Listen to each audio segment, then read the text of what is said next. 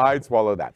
We have played this game since season 1, episode 1, and we invite you at home to play right along with us, as I'm going to make 6 statements to our host. If they agree with the statement, then they're going to take this shot.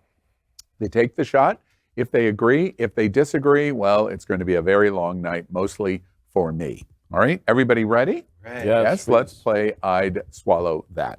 And by the way, I'd Swallow That is sponsored by the LGBTQ plus community's favorite spirit brand.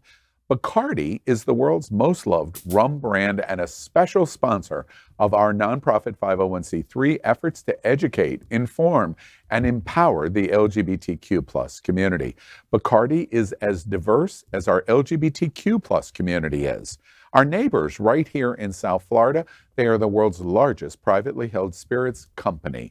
Bacardi is also a legacy name in their support of the LGBTQ plus community with sponsorships, pride, embracements, and deep and passionate support of our LGBTQ plus charities and causes. And that's why tonight It's Happening Out plays I'd Swallow That with our favorite rum drink, Bacardi. Okay, here we go.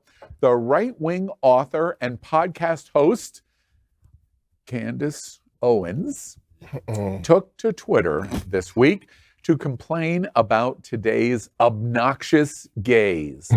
There's a few of them at this table. Ooh. She said that in the 90s, people were just gay or lesbian and went about their business like normal people. Normal's a dog whistle, by the way. Unlike today's time. It's not unusual for someone to look back on their formative years with nostalgia. But did Owens even encounter that many gay people as a child in the 1990s? Or is that the entire point that she is making? The less seen and heard, the better. Online, many sought to educate her on this. One user said, quote, Matthew Shepard and Brandon Tina didn't get to go about their business like normal people in the 90s. So that's a lie, end quote. Another user said, quote, Candace, you need to read a book about LGBT history. No one minded their business in the 80s and the 90s, end quote. Let's also not forget AIDS was still decimating our community in the early 1990s. So, question 1. She does get us to think about this. And we're going to do this with a Bacardi shot. I'd swallow that. Candace Owens is right. It was better for us gays in the 1990s.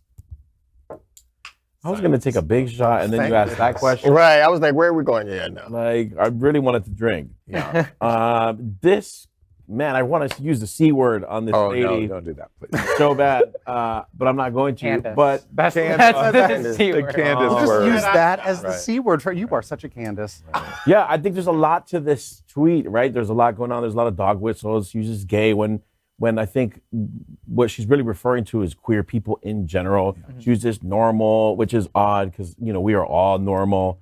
And she has no really leg to stand on when she is kind of hypocritical herself. She always talks about, not identifying with black people, but not being black. And it's like very weird that she would come from this place and all she's doing is stirring it up again, doing what DeSantis is doing. And it's just having us talk about the same old bullshit. Yeah. But there's a but. But there is something real to this because just talking amongst my friends, there is a true thing about certain people in the community not identifying with others and them considering them annoying and too radical, and they can't speak to others in a way that they can identify and understand and really come to a common cancel culture as well.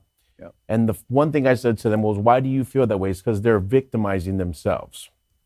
And when they victimize themselves. Speaking of that, let's turn to the Gen Zer at the table. I want to say, how are you going to say you're victimizing yourself? Have you seen the legislative session this year? Oh yeah, we're victimizing ourselves. No, it's not Ron DeSantis that's making us victims. It's us. It's all in our head, right? No one's trying to ban trans people from using the bathroom right now. No, not at all. That wasn't heard in the House today. Like, what is wrong with you? And Look so, around. Are we contributing to the problem when we do and I'd swallow that, of Candace Owens, that we focus any light on it. Are we contributing to the problem? No, so what we're doing is we're kind of showing that this is an opportunity where someone who's feel uncomfortable with what's happening and therefore don't want to be held accountable for their crazy views, and then B, we're holding the mirror to her, because that's the thing about this. She talked about the 80s and 90s and what was better for gays.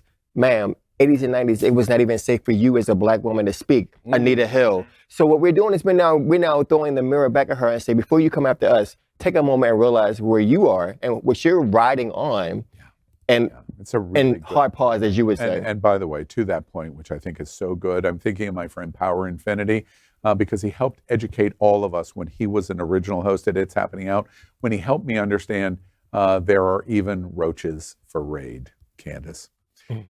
LGBTQ plus news is vital for our community and for the broader world as a whole. We have enough enemies at Fox News.